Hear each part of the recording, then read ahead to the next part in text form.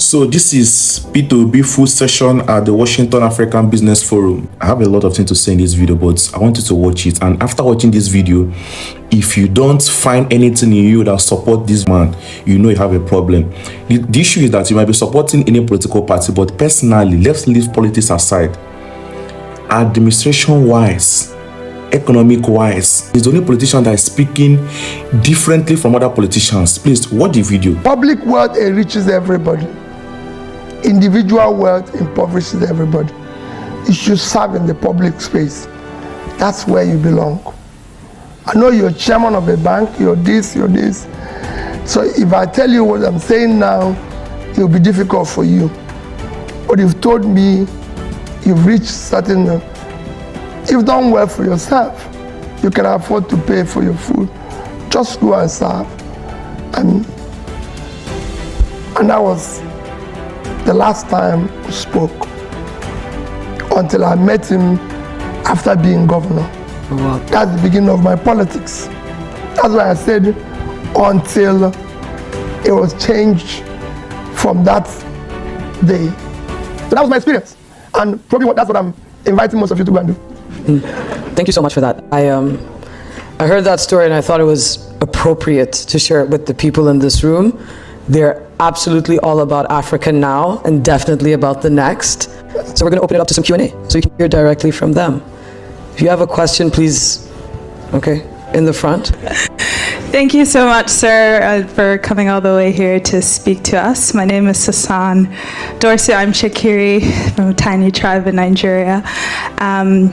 I lived in Lagos for 2 years, and when I had just moved to Nigeria to build a startup, a month after I moved, I was 23, the NSARS protests happened, and my mom was like, you need to come back, come back to America. I think I hear stories from my parents and people in my parents' generation about, the power that youth used to have in Nigeria, with holding politicians accountable. Youth groups, university students used to protest. Do you believe in civil disobedience? And do you think that the young people in Nigeria need to harness the power of civil disobedience to keep politicians accountable?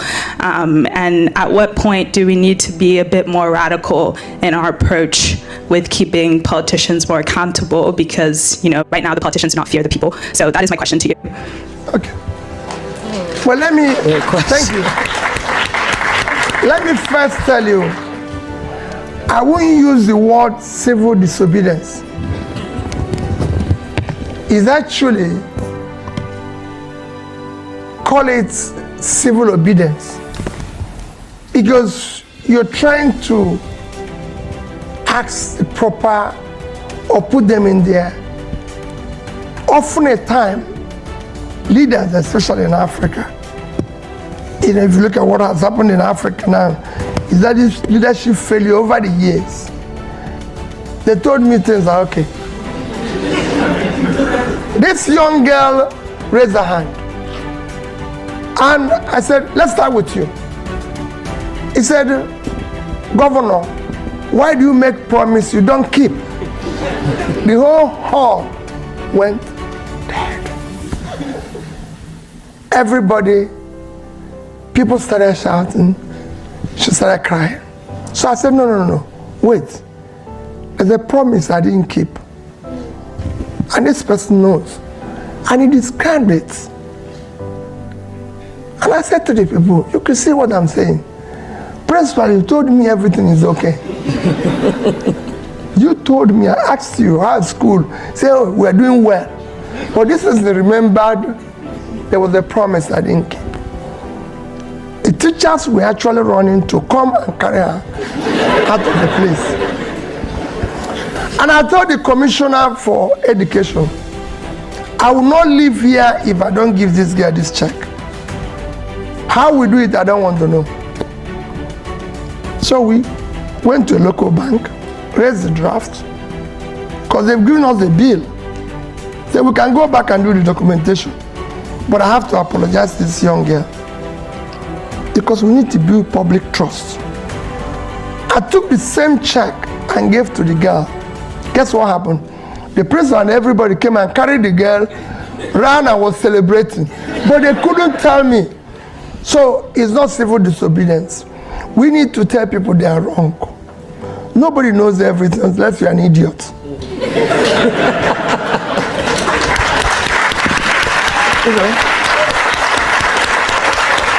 Peter Obi remains the only governor that has not seen EFCC bringing in anyone information.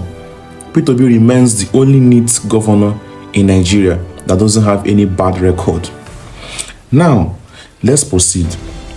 There was a trend during the last election. I got advice for the madman.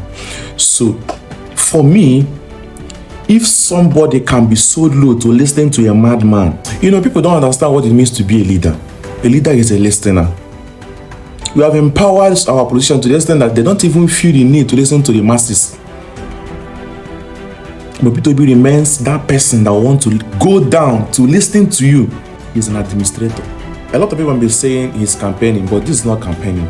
Because I've not seen a leader campaigning the same way he's campaigning. He said, you need to hold your leaders accountable. I've not seen a leader saying such thing. He said he should hold them accountable, and this is where Nigeria is getting it wrong. We don't have the courage to tell them, please, you are not doing this thing right. You're always praising them, giving them an award every time without letting them know where they are wrong. Honestly, for me, he's the man I choose for now. I don't know about tomorrow, but for now, he's the man I choose. This is the analyst, Chris Miller.